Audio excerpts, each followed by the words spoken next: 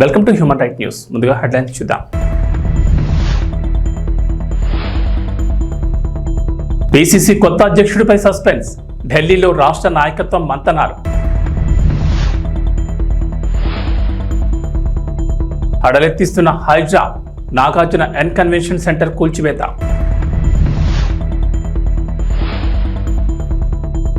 విశాఖపట్నంలో unit mall తొలి విడతగా కేంద్రం నిధుల విడుదల.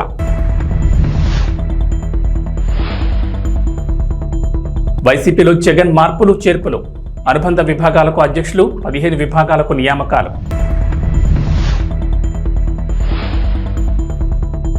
తెలంగాణకు రెయిన్ అలర్ట్. నేడు పలు జిల్లాల్లో భారీ వర్షాలు, ఎల్లో అలర్ట్ జారీ చేసిన అధికారులు. అక్రమ నిర్మాణాల కూల్చివేతతో హాట్ టాపిక్ గా మారిన Hyderabad disaster response and assets monitoring and protection ఎక్కడ తగ్గడలేదు.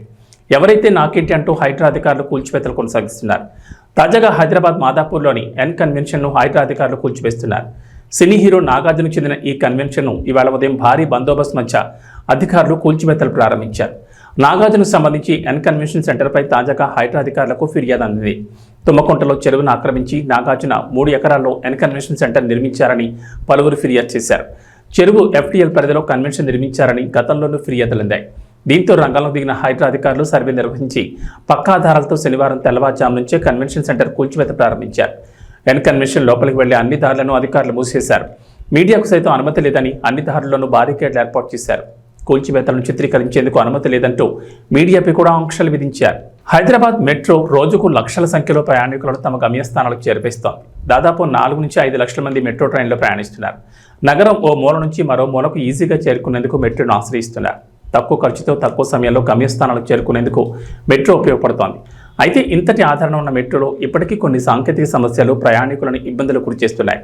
కొన్నిసార్లు వారి జేబుకు చిల్లులు పెడుతున్నాయి. తాజాగా అటువంటి అనుభవం ఎదురైంది ఓ ప్రయాణికుడికి. హాలిడే ఉన్న రోజుల్లో మెట్రోలో తక్కువ ఖర్చుతో అపరిమితంగా ప్రయాణించేందుకు హైదరాబాద్ మెట్రో అధికారులు సూపర్ సేవర్ కార్డును తీసుకొచ్చారు. 59 రూపాయలు రీఛార్జ్ చేసుకుంటే నగరం అంతా మెట్రో రూట్లలో అపరిమితంగా తిరగవచ్చు. అయితే ఇవాళ ఉదయం ఎల్బీ నగర్ మెట్రో స్టేషన్లో ఓ ప్రయాణికుడు సూపర్ సేవర్ కార్డ్ రీఛార్జ్ నేడు 4వ శనివారం హాలిడే చేసుకునేందుకు ప్రయత్నించగా అతడికి చేదు అనుభవం ఎదురైంది. జేబులో డబ్బులు లేకపోవడంతో క్యూఆర్ కోడ్ స్కాన్ చేసి డబ్బులు చెల్లించాలని భావించాడు. అయితే మెట్రో స్టేషన్లో సిగ్నల్ ప్రాబ్లం ఎదుర్కోవడంతో రీఛార్జ్ కావడం లేదని సిబ్బంది చేతులెత్తేశారు. 2-3 క్యూఆర్ కోడ్ మిషన్లు పరిశీలించిన అందులోనూ నో సిగ్నల్ను చూపించడంతో మెట్రో సిబ్బంది డబ్బులు ఇచ్చి రీఛార్జ్ చేసుకోవాలని సూచించారు. తెలంగాణ పిసిసి నూతన అధ్యక్షుడి నియామకంపై సస్పెన్స్ కొనసాగుతోంది. ఆ పదవి ఎవరికి దక్కుతుందనేది హాట్ టాపిక్గా మారింది. కొత్త అధ్యక్షుడి నియామకాన్ని కొలికి తెచ్చేందుకు కాంగ్రెస్ అధిష్టానం ప్రయత్నిస్తోంది. ఈ మేరకు సీఎం రేవంత్ రెడ్డి నేతృత్వంలోని రాష్ట్ర నాయకత్వం శుక్రవారం ఢిల్లీలోని పార్టీ పెద్దలతో సమాలోచన చేసింది. పార్టీ అధ్యక్షుడు ఖర్గే, రాహుల్ గాంధీ, కేసీ వేణుగోపాల్, దీపాదాస్ మున్షిలతో రేవంత్, డిప్యూటీ సీఎం భట్టి, మంత్రి ఉత్తమ్ విడివిడిగా మాట్లాడారు. ఈ మేరకు కొత్త అధ్యక్షుడి నియామకంపై వారి అభిప్రాయాలు తెలుసుకున్నట్లు తెలిసింది. ప్రస్తుతం పీసీసీ అధ్యక్షుడిగా సీఎం రేవంత్ రెడ్డి కొనసాగుతున్నారు. పీసీసీగా ఆయన 3 ఏళ్ల పదవీకాలం నెల క్రితమే ముగిసింది. దీంతో కొత్త అధ్యక్షుడి ఎంపిక అనివార్యమైంది. పీసీసీ రేసులో చాలా మంది నేతలు ఉన్నారు. దీంతో సామాజిక అంశాలను పరిగణలోకి తీసుకుని పీసీసీ అధ్యక్షుడిని ఎంపిక చేయాలని భావిస్తున్నారు. ప్రస్తుతం రెడ్డి వర్గానికి చెందిన రేవంత్ సీఎంగా ఉండగా మరో బలమైన సామాజిక వర్గానికి ఆ పదవిని కేటాయించనున్నట్లు సమాచారం. ఏపీలో వాలంటీర్లకు శుభవార్త చెప్పింది ప్రభుత్వం. వాలంటీర్ వ్యవస్థ రద్దు చేసే ఆలోచన ప్రభుత్వానికి లేదని గ్రామ వార్డు వాలంటీర్లు, సచివాలయాల శాఖ సంచాలకులు ఎం శివప్రసాద్ స్పష్టం చేశారు. సాంకేతిక కారణాల వల్ల వారి గౌరవ వేతనాలు 2 నెలల నుంచి బకాయిలు పడ్డాయని తెలిపారు. ఆ బకాయిల్ని విడుదల చేయమని ఆర్థిక శాఖకు నివేదికలు కూడా పంపామన్నారు. త్వరలో జరిగే కేబినెట్ సమావేశంలో ఈ అంశం ఆమోదించే అవకాశం ఉందని, వాలంటీర్లలో అత్యధికులు విద్యార్థికులు కావడంతో వారిని మరింత ఉన్నత స్థానంలో తీసుకునేలా ప్రభుత్వం ప్రణాళికలు రూపొందిస్తుందన్నారు. అంతేకాదు వాలంటీర్లకు స్కిల్ డెవలప్మెంట్ శిక్షణ కూడా ఇవ్వనుందని, గౌరవ వేతనం పెంపు తదితర అంశాలపై పరిశీలిస్తుందన్నారు. వాలంటీర్ల వ్యవస్థ కొనసాగింపు, ఇతర అంశాలపై అనవసర అపోహలొద్దన్నారు శివప్రసాద్. సచివాలయ వ్యవస్థ ఉంటుందని, వాలంటీర్లను తొలగించబోమని అన్నారు. ప్రజా ప్రయోజనాల కోసం వాలంటీర్ల వ్యవస్థ ఏర్పాటు చేశారని, వారి ఉద్యోగ భద్రతకు ఎలాంటి ఇబ్బంది లేదన్నారు శివప్రసాద్. విశాఖ వాసులకు కేంద్రం గుడ్ న్యూస్ చెప్పింది. నగరంలో ఫేమస్ మాల్ ఏర్పాటు కాబోతోంది. కేంద్రం దేశవ్యాప్తంగా చేనేత, హస్తకళలను ప్రోత్సహించేందుకు మంజూరు చేసిన యూనిట్ మాల్ నగరంలోని మధురవాడలో ఏర్పాటు చేస్తారు. రాష్ట్ర ప్రభుత్వం మాల్ నిర్మాణానికి వేగం పెంచింది. ఇప్పటికే డిపిఆర్ సిద్ధం చేయగా ఇప్పటికే జ్యుడిషియల్ ప్రివ్యూను పూర్తి చేసి టెండర్ ప్రక్రియను ప్రారంభించారు. ఈ మాల్ను మొత్తం 172 కోట్లతో నిర్మిస్తారు. అయితే ఇప్పటికే తొలి విడతగా 86 కోట్లను కేంద్రం మంజూరు చేసింది. మాల్ నిర్మాణానికి నిధులు సింగిల్ నోడల్ అకౌంట్లో జమ చేస్తారు. ఈ మాల్ ప్రాజెక్టును 2 ఏళ్లలో పూర్తి చేయాల్సి ఉంటుంది. వచ్చే ఏడాది మార్చి లేదా ఏప్రిల్ నెలలో మిగిలిన నిధుల్ని కేంద్రం విడుదల చేయనుంది. ఈ నిధుల్ని 50 ఏళ్ల కాలానికి వడ్డీ లేని రుణంగా కేంద్రం అందజేస్తోంది. మధురవాడలో నిర్మించే ఈ మాల్ ఋషికొండ బీచ్కు 5 కిలోమీటర్ల దూరంలో ఉంటుంది. దీన్ని సముద్రపు ఒడ్డున 5 ఎకరాల్లో G+4 తరహాలో నిర్మించేందుకు డిజైన్ సిద్ధం చేశారు. ఈ మాల్ను కొండ ఏటవాలు ప్రాంతంలో సముద్రాన్ని ఆనుకుని నిర్మించేలా ప్లాన్ చేశారు. వైఎస్ఆర్సీపీ అధినేత వైఎస్ జగన్మోహన్ రెడ్డి పార్టీలో ప్రక్షాళన మొదలుపెట్టారు. తాజాగా మరోసారి మార్పులు చేర్పులు చేశారు. పార్టీకి సంబంధించిన అనుబంధ విభాగాలకు రాష్ట్ర అధ్యక్షులను నియమించారు. వైఎస్ఆర్సీపీ రైతు, మహిళా, మైనార్టీ, న్యాయ, గ్రీవెన్స్ విభాగాల అధ్యక్షులను నియమించారు.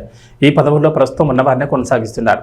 వైఎస్ఆర్సీపీ రైతు విభాగం అధ్యక్షుడిగా ఎంవీఎస్ నాగిరెడ్డి, వైఎస్ఆర్సీపీ రాష్ట్ర మహిళా విభాగం అధ్యక్షురాలిగా MLC Varudu Kalyani, YSRCP minority cell అధ్యక్షుడిగా Khader Basha, YSRCP legal cell అధ్యక్షుడిగా మనోహర్ రెడ్డి, వైఎస్ఆర్సీపీ గ్రీవెన్స్ విభాగం అధ్యక్షుడిగా నారాయణమూర్తిని కొనసాగించారు. వైఎస్ఆర్సీపీ ట్రేడ్ యూనియన్ అధ్యక్షుడిగా పూనూరు గౌతమ్ రెడ్డికి మళ్లీ బాధ్యతలను అప్పగించారు వైఎస్ జగన్. ఇతర విభాగాలకు సంబంధించిన వివరాలు ఇలా ఉన్నాయి. వైఎస్ఆర్సీపీ ఎస్టీ సెల్ అధ్యక్షుడిగా ఎమ్మెల్యే విశ్వేశ్వరరాజు, వైఎస్ఆర్సీపీ పంచాయతీరాజ్ విభాగం అధ్యక్షుడిగా వెన్నపోస్ రవీంద్రారెడ్డి, వైఎస్ఆర్సీపీ మున్సిపల్ విభాగం అధ్యక్షుడిగా రేపాల శ్రీనివాస్, వైఎస్ఆర్సీపీ వాలంటీర్ విభాగం అధ్యక్షుడిగా నాగార్జున యాదవ్, వైఎస్ఆర్సీపీ ట్రేడ్ యూనియన్ అధ్యక్షుడిగా గౌతమ్ రెడ్డిని నియమించారు. మరి మధ్యాహ్నం 2:20 ఘటన జరిగితే 2 గంటల ప్రాంతంలో ఈ ఘటన జరిగితే ఈ ఘటనకు సంబంధించి జరిగిన వివరాలను ఒక్కసారి గమనిస్తే ఈ ఘటనలో ప్రభుత్వం స్పందించకూడదు అన్న తాపత్రయము ఎక్కువగా కనిపిస్తూ ఉంది. ప్రభుత్వం 17 మంది చనిపోతే ఈ ప్రభుత్వం మొట్టమొదటగా సాయంత్రం 4 గంటలకు హోంమంత్రి వచ్చి ప్రెస్ మీట్ను అడ్రస్ చేస్తూ తాను మాట్లాడినప్పుడు కూడా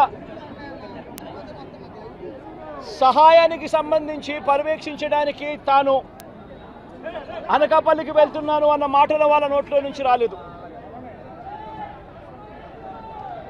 మరో గంట తర్వాత అంటే సాయంత్రం 5 గంటల ఆ ప్రాంతంలో కార్మిక శాఖ మంత్రి ఎవరి పరిధిలోకి వస్తుందో, ఈ డైరెక్టర్ ఆఫ్ ఫ్యాక్టరీస్ అనేది ఎవరి పరిధిలోకి వస్తుందో, ఈ కార్మిక శాఖ మంత్రి కూడా ప్రెస్ మీట్ పెట్టి ఎంతమంది చనిపోయారో తెలియలేదు అన్నాడు. వివరాలు లేవు అని మాట్లాడతాడు. తాను కూడా హుటాహుటిన అక్కడికి వెళ్ళాలి అనే తాపత్రయం కూడా చూపించడు. ఘటన జరిగిన తర్వాత ఘటన స్థలానికి కలెక్టర్ ఎప్పుడు పోయాడు, అధికారులు ఎప్పుడు పోయారు, కమిషనర్ ఎప్పుడు పోయారు అన్నది ఒక్కసారి గమనిస్తే ఇంకా బాధ కలిగించే అంశాలు. అధికార పార్టీకి సంబంధించిన నాయకులు ఎప్పుడు పోయారు అని చూస్తే ఇంకా బాధ కలిగించే అంశాలు. కనీసం ఘటన జరిగితే కనీసం అంబులెన్స్ను కూడా కనీసం మొబిలైజ్ చేసి ఆ ప్రాంతానికి తీసుకుని రాని పరిస్థితి. బాధితులు ఎవరైతే ఉన్నారో వాళ్ళందరినీ కూడా కంపెనీకి సంబంధించిన బస్సుల్లో తీసుకొస్తా ఉన్నారు, హాస్పిటల్లోకి తీసుకొని పోయే పరిస్థితి. నేను ఒకసారి తేడా గమనించమని అడుగుతా ఉన్నా. ఇలాంటి ఘటనే ఒకసారి మా ప్రభుత్వ హయాంలో కూడా జరిగింది. ఎల్జీ పాలిమర్స్ అనే ఘటన జరిగింది. కోవిడ్ మహమ్మారి ఉన్న సమయం అది. మేలో జరిగింది, మే 2020 ప్రాంతంలో జరిగింది. ఒకవైపున కోవిడ్ మహమ్మారి ఉన్నప్పటికీ కూడా ప్రభుత్వం ఎలా పలికింది, ఎలా స్పందించింది అని ఒక్కసారి కంపారిజన్ చేయాలి. ఆ ఘటన తెల్లవారుజామున రాత్రి 3:40 తెల్లవారుజామున 3:40కి ఆ ఘటన జరిగితే తెల్లవారుజామున 3:40కి ఆ ఘటన జరిగింది. పట్టపగలు కాదు. జరిగితే 5 గంటల కల్లా కలెక్టర్ స్పాట్లోకి వెళ్ళాడు, కమిషనర్ స్పాట్లోకి వెళ్ళాడు. అంబులెన్స్ని అప్పటికే ముమ్మరంగా మోహరించేసాయి. గవర్నమెంట్ అంబులెన్స్ అన్నీ కూడా తీసుకొచ్చాయి. ప్రతి బాధితునికి కూడా తోడుగా ఉండే కార్యక్రమం జరిగింది. 6 గంటల కల్లా వైఎస్ఆర్ కాంగ్రెస్ పార్టీకి సంబంధించిన సీనియర్ నాయకులందరూ కూడా స్పాట్ మీదకి వెళ్ళారు, తోడుగా ఉండే కార్యక్రమం చేశారు. అదే రోజు 11 గంటల కల్లా, మధ్యాహ్నం కూడా కాదు, మధ్యాహ్నం కాకమునిపే 11 గంటల కల్లా ఏకంగా ముఖ్యమంత్రి అంటే నేనే ఏకంగా స్పాట్లోకి నేనే రావడం జరిగింది. స్పందించిన తీరు గమనించమని అడుగుతా ఉన్నా. వెంటనే 24 గంటల్లోనే ఏకంగా ₹1 కోటి కాంపన్సేషన్ ప్రకటించిన పరిస్థితులు గతంలో ఎప్పుడు జరగల. ఇట్లాంటి ఘటనలు జరిగినప్పుడు గవర్నమెంట్ ఎప్పుడూ కూడా రెస్పాన్సిబిలిటీ తీసుకొని గవర్నమెంట్ ఎప్పుడూ కూడా బాధితుల పట్ల సానుభూతితో ఎప్పుడూ వ్యవహరించలా. ఇంతగా వ్యవహరించిన పరిస్థితులు ఎప్పుడూ లేవు. మొట్టమొదటిసారిగా ₹1 కోటి కాంపన్సేషన్ ఇచ్చిన ఏకైక ప్రభుత్వం మొట్టమొదటగా వైఎస్ఆర్సీపీ ప్రభుత్వమే, మన ప్రభుత్వమే, జగన్ ప్రభుత్వమే ఇచ్చిందని కూడా చెప్పడానికి కూడా సంతోషపడతా ఉన్నాను నేను. ఇక్కడ 24 గంటల్లోనే ఏకంగా ₹30 కోట్ల అక్కడికి ఇమీడియట్లీ పంపించి బాధితులకు తోడుగా నిలబడడం జరిగింది. ఎవరైతే దెబ్బలు తగిలాయో, ఎవరైతే ఉన్నారో వాళ్ళని వెంటనే హాస్పిటల్లోకి చేర్పించడం, 3 రోజులు హాస్పిటల్లో ఉంటే ₹10 లక్షల మేర కాంపన్సేషన్ ఇవ్వడం, హాస్పిటల్లోకి జరిగిన మైనర్ ఇంజనీర్స్కి కూడా వెంటనే ₹3 లక్షలు ఇవ్వడం, హాస్పిటల్లోకి ఎవరు వచ్చినా కూడా చిన్న గాయాలతో వచ్చిన వాళ్ళకు కూడా ₹25,000 మేరకు వాళ్ళకు కూడా కాంపన్సేషన్ ఇచ్చి పంపించడం, ఏకంగా గ్రామాలకు కూడా 15,000 మంది 15,000 మంది నివాసం ఉంటా ఉన్న చుట్టుపక్కల ఉన్న 5 గ్రామాలకు సంబంధించి ప్రతి ఒక్కరికి కూడా మళ్ళీ ₹10,000 కూడా ఇచ్చి కూడా తోడుగా నిలబడిన పరిస్థితులు ఆ రోజుల్లో వైఎస్ఆర్ కాంగ్రెస్ పార్టీ ప్రభుత్వ హయాంలో జరిగాయి. నేను ఇక్కడ ఎందుకు చెప్తా ఉన్నాను అంటే, మనిషి ఒక ప్రభుత్వం అధికారంలో ఉన్నప్పుడు స్పందించే తీరు ఎలా ఉంటుంది అన్నది చాలా ఇంపార్టెంట్. ఈ ఘటనలో చంద్రబాబు నాయుడు గారు ఇక్కడికి వచ్చినప్పుడు ఆయన ప్రెస్ మీట్ చూసి ఆశ్చర్యపోయా. జగన్ హయాంలో జరిగే ఈ ఘటనలు అని చెప్పి చెప్తాడు కానీ, నేరాన్ని ఇక్కడ నుంచి డైవర్ట్ చేసే కార్యక్రమం చేస్తాడు కానీ, ఆశ్చర్యం ఏమిటంటే చంద్రబాబు నాయుడు ఇంతకుముందు 2014 నుంచి 19 ఆయన ముఖ్యమంత్రిగా ఉన్నప్పుడు ఆయన హయాంలో జరగలేదా? ఈ ఘటనలు ఇటువంటివన్నీ ఎవరి హయాంలో అయినా కూడా జరుగుతాయి. ఆంధ్రప్రదేశ్ అసెంబ్లీ ఎన్నికల వేళ రాజుకున్న అల్లు వర్సెస్ మెగా వివాదం ఇప్పటికీ తారాస్థాయికి చేరుకుంది. అంతేకాకుండా ఇప్పటివరకు సోషల్ మీడియాలకే పరిమితమైన ఈ టీజింగ్ ఇప్పుడు మీడియా వరకు చేరింది. మెగాస్టార్ చిరంజీవి పుట్టినరోజు సందర్భంగా ఇందిరా సినిమాను రిలీజ్ చేసిన సంగతి తెలిసిందే. అయితే ఇందిరా మాటేమో కానీ థియేటర్లలో బన్నీని మాత్రం దారుణంగా టీచ్ చేశారు మెగా ఫ్యాన్స్. చిరుకి శివాజీ వెన్నుపోటు పొడిచే సీన్ వచ్చినప్పుడు బన్నీ అంటూ నినాదాలు చేశారు. ఇక ఈ వీడియోలు సోషల్ మీడియాలో తెగ వైరల్ అయ్యాయి. అయితే వీటికి బన్నీ ఫ్యాన్స్ కూడా గట్టిగానే కౌంటర్లు వేశారు. కానీ ఇప్పటివరకు సోషల్ మీడియాకే పరిమితమైన ఈ ఫ్యాన్స్ వార్ ఇప్పుడు మీడియా ముందుకు వచ్చేసింది. ఇందిరా రిలీజ్ వేళ ఫ్యాన్స్ ముందు మీడియా మైకు పెట్టడం పాపం. అల్లు అర్జున్పై ఓ రేంజ్లో రెచ్చిపోయారు మెగా అభిమానులు. ఈ వీడియోలు కూడా ఇప్పుడు వైరల్ అవుతున్నాయి. ఇక వాతావరణ విషయానికి వస్తే తెలంగాణలో గత కొన్ని రోజులుగా వర్షాలు కురుస్తున్నాయి.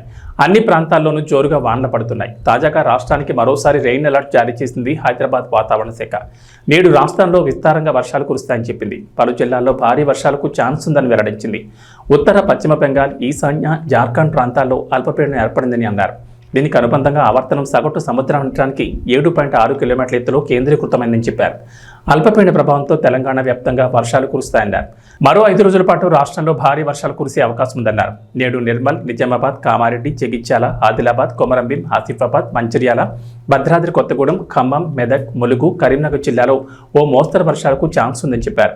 నిర్మల్, సంగారెడ్డి, మెదక్, కామారెడ్డి, నిజామాబాద్, రంగారెడ్డి, వికారాబాద్ జిల్లాల్లో భారీ వర్షాలకు ఎక్కువ అవకాశాలున్నాయని చెప్పారు. ఈ మేరకు ఆయా జిల్లాలకు ఎల్లో అలర్ట్ జారీ చేశారు. భారీ వర్షంతో పాటు ఉరుములు, మెరుపులు ఉంటాయని, పలు చోట్ల పిడుగులు పడే ఛాన్స్ ఉందని చెప్పారు. గంటకు 30 నుంచి 40 కిలోమీటర్ల వేగంతో బలమైన ఈదురుగాలులు వీస్తాయని అన్నారు. ఏబీ బులెటిన్ విశేషం. నమస్కారం.